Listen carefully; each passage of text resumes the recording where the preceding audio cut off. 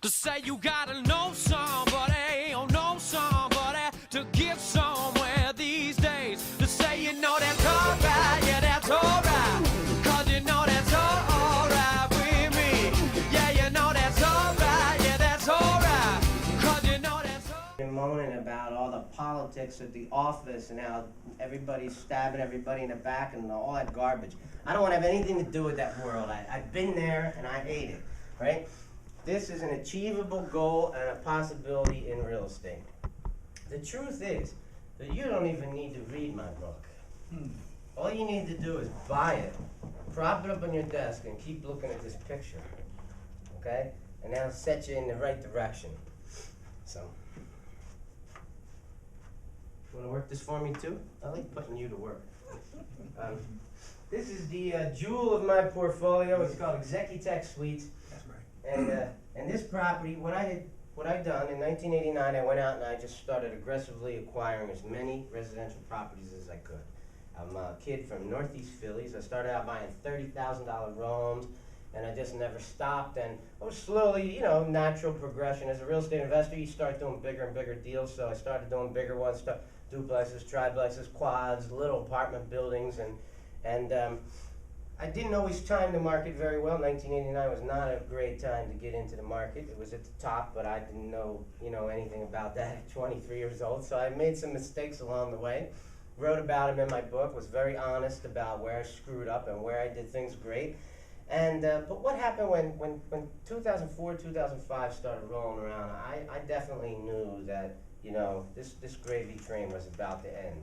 So I could have at that point turned around and dumped all my residential properties and, taken, a very nice sum of money and what would have happened next? I would have created a massive windfall, had to pay all kinds of taxes on it, and then what am I going to do? I love this business. I want to be in this business, all right? And I wanted to be sitting on that beach. So the best way that you can do that is you sell those buildings and you 1031 that money into commercial property. Now you might be asking yourself, if I thought we're at the top of the market and I thought a decline was coming, if my residential properties are going to decline in value, then won't my commercial as well? Well, I say not necessarily. Reason being is because residential properties are primarily valued strictly on the comps in your neighborhood. So when your neighbors start panicking and your neighbors start dumping their prices for whatever reasons that they have to do what they have to do, the value of your home comes right along with it. Well, commercial real estate doesn't work exactly like that. And if you don't believe me, you can ask this gentleman right here, Alan Apt, who owns his own commercial real estate brokerage called Aptcore. You may have heard of it. And Alan's been a commercial broker in the real estate business for a very long time. And commercial real estate is primarily, it is valued on comps to a certain extent, but it's primarily valued on how much money it makes. So if you own a commercial piece of real estate, and you kick ass at what you do, you get up every day, you refuse to fail, and you find tenants, and you fix up that building, and you bend over backwards when your tenants need something from you, you're going to make more money than other people, therefore your building's going to be worth more money, therefore you're going to be more successful as a commercial real estate investor. So my point is, if I own a portfolio of commercial properties, I have better control over that portfolio's value. I don't just have to sit around and see what's happening to the real estate in the world. I can control the value of my building by my efforts, by my marketing skills, by my personality and making friends with the people in my building and making sure that they understand that they're not going to find another guy like me to take care of them, right? So I put a tremendous amount of energy and effort and brain power into taking care of my customers. Well, this building, I bought it in 2006 for $2.1 million. It was listed for like 2.3. I bought it for 2.1, and crazy thing, I had about $10,000 in the bank, all right? What I was doing for years was I knew I wanted to buy commercial real estate, so I was saying call the signs. That's what I do. I would call signs of commercial real estate properties that were for sale all over the place. And when I went in to look at this property, it was listed by a major commercial real estate firm, Marcus and Millichap, and they were representing their client rather poorly and never asked me to show them the money. they actually signed a contract for $2.1 million and took this building off the market for 4 months without ever asking me to show them the required down money that I would have needed to buy this building, which I would have needed a little less than $500,000, about $475,000. I had 10 grand in the bank, 10 grand. I couldn't believe they signed it. I went home.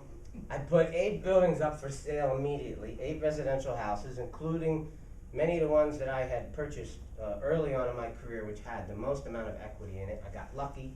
4 of them sold very quickly. Market was still relatively hot in 2006. I sold the buildings, and roughly 4 buildings sold, and I got roughly $100,000 in equity in all 4 buildings. So I had 400 grand coming in. So before the buildings had even settled, I could see the writing on the wall. Looks like these deals are going to come through.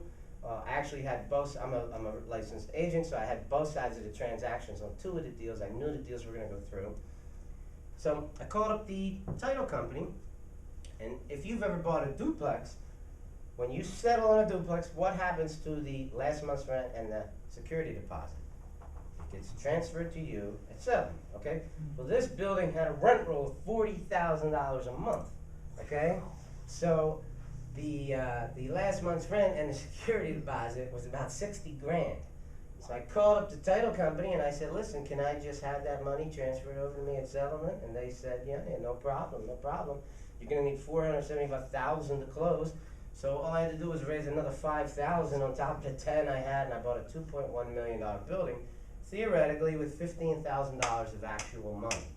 Of course, the 400 grand was my money, but it never touched my hands, because if you understand how 1031 works, it goes from those property settlements direct to a 1031 tax exchange attorney, who then transfers that money direct to the title company of the new building.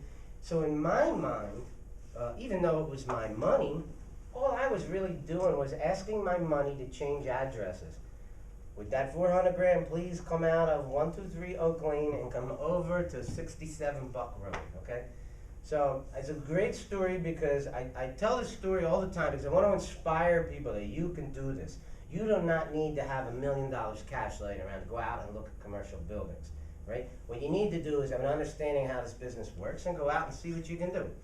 So I wrote a check for 15 grand and bought a building that had a rent roll, was bringing a profit of 15 to 20 grand a month. So I got back my investment in about 3 weeks. It's Monopoly. You're playing Monopoly. You're taking greenhouses and you are turning them into a red hotel. So, the commercial arena, I'll give you a couple stories about some of the stuff I'm doing today. You probably heard over the last few years, the sky is falling, the sky is falling, all this, you get negative talk about how the commercial arena is going to collapse along with the residential. But here we are a couple years later, and I don't know, has anybody seen that happen? I'm not. I did hear one thing from the banks recently that may strengthen the market on the commercial real estate side. They're going to make the banks write deals off where the value of the commercial property, if it falls below the loan amount, the bank is going to have to write it off. And if they're performing loans, let the money just go toward the principal of the loan. So they're not going to be, dropping values on this stuff. Well, I mean, I'll tell you, after all this, the sky is falling, I mean, it really hasn't happened. It's true there's a lot of empty buildings out there right now that aren't making any money, but I'm talking about performing assets. I'm talking about buildings that are owned by professional landlords, that are running those buildings, that are doing what needs to be done. Those properties are not dropping. And there's a big reason for that. First of all, they never had the sweet financing that residential had. Okay, I don't care what year it was. Commercial real estate people always had to put down a 20% down payment, right? They always had a 5-year balloon. The financing was a little more difficult than it was in the residential. And so, I mean, I love the commercial arena, and I'm out looking at deals all the time. Sure. I'm not trying to interrupt per se, but How about the vacancy factor? I mean, that's my point, is residential vis-a-vis commercial. You have issues where, when I drive around and see a boatload of signs all over the place, you know, tenants, whatever, vacancy, vacancy, vacancy. It's true, it's a function of whatever you have, assuming that you're at 80, 90+%. But I've seen a ton of stuff that's, it's not my arena, but I'm just not Well, it trying depends to on what burst your sector bubble, I'm you're just in. throwing, pardon? Yeah, it depends on what sector you're in. I mean, apartment buildings are doing very well today, very well. Cap rates on apartment buildings are, what are they at now, Alan? They're down in the sixes again, aren't they? Well, depending on where they're at, Yeah. you're probably, and for B, apartments and stuff like Class B, you're probably around 6.5. It used to be at 5, Where do you think where are the A's? probably about 6. Yeah. Because the mortgages, So your the A's cap and rate's B's, directly related to the mortgage rate. So if you get a Fannie Mae, mortgage at 4.9 or 5.2, sure, it has an that's effect on it. 75% of the money Right, that's going in toward the cap rate, and that, you know, your equity return is the 25%. So if your mortgage rate is low, the cap rate is gonna be low. So the cap rate on a good residential complex of 100 units would probably be about 6% right now.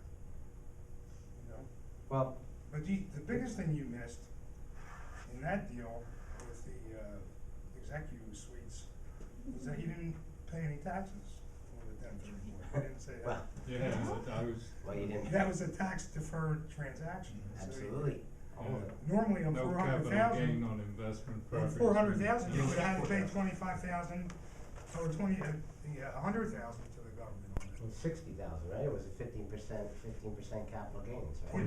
20%, Right, right. yeah, 25% depreciation recapture. right. and By then the time you get Okay, dividends. you so know. ballpark, I would have paid about $100,000 in taxes, which I didn't have to pay. Okay, nice little gain right there. But every couple of weeks, I'm looking at commercial real estate all the time. Now, I have a favorite sector, which is office buildings. I like office buildings. There are a lot of office buildings that are suffering out there, but I run a completely different kind of building. I have full-service office suites, which are, I provide the furniture. What I do is I chop up my buildings into a bunch of little offices, okay? And I'll have an office for $495 a month. So what do you get for $495 a month at Executech Suites? You get an office big enough for one person. You get the furniture in that office. You get the telephone on the desk. You get the telephone number. You get the fax number. You get the internet. You get 2 full-time receptionists to answer the phones in the name of your company and patch the calls to you no matter where you are. You also get the conference rooms, the mailboxes, the printer, the copy scanner, the janitorial service, all the utilities, and free coffee for $495 a month, okay? So what I did was, I do something different. I keep my prices cheap. My space might be small, but my prices are cheap. I fill my building. I have a web TV show. I do marketing like crazy. I advertise my building. I let everybody in my area know what it is that I do. And it goes back, while I have a good system, I have a unique kind of a building, I also put a tremendous amount of energy and effort into letting people know about it. My apartment buildings are all filled. My Executech Suites, I have 47 offices. I have 3 vacancies right now, 3. And they're small ones too. All the big ones are jammed. So my point is you're absolutely right. You're going to see empty buildings in certain places. But I would contest that while some of that has to do with the market, more of it has to do with the individuals who own those buildings. And I know a guy who has an empty building not far from me, and he goes, "How do you do it, Phil?" I said, "Well, what do you do for a living?" He says, "I'm a dentist." And I said, "Okay, well, ask me what I do for a living." He goes, "Well, what do you do for a living?" I said, "I rent that damn building." That's what I do for a living. I rent my building, right? That's all I do. So of course I'm going to be better at it than anybody else, all right? And that's the key thing. I'll tell you about a deal I just did. Sure. What do you think of the people out there that are doing property management on commercial stuff? I wouldn't know. I Humans. don't work with property managers. I manage on-land stuff. I have a staff of people who, I don't manage everything personally. I have a staff of people who work for me, and they manage my portfolio for me. Employees of mine who I have total Confidence. control and confidence over, and I make sure that I put the systems in place to make sure that they do things the way I want them done. Right? Here's an example of something. There was an empty building at the corner of Roosevelt Boulevard and Grant Avenue. This building was listed by, I guess it was Caldwell Banker, for $3.5 million for 2 years, big giant empty building owned by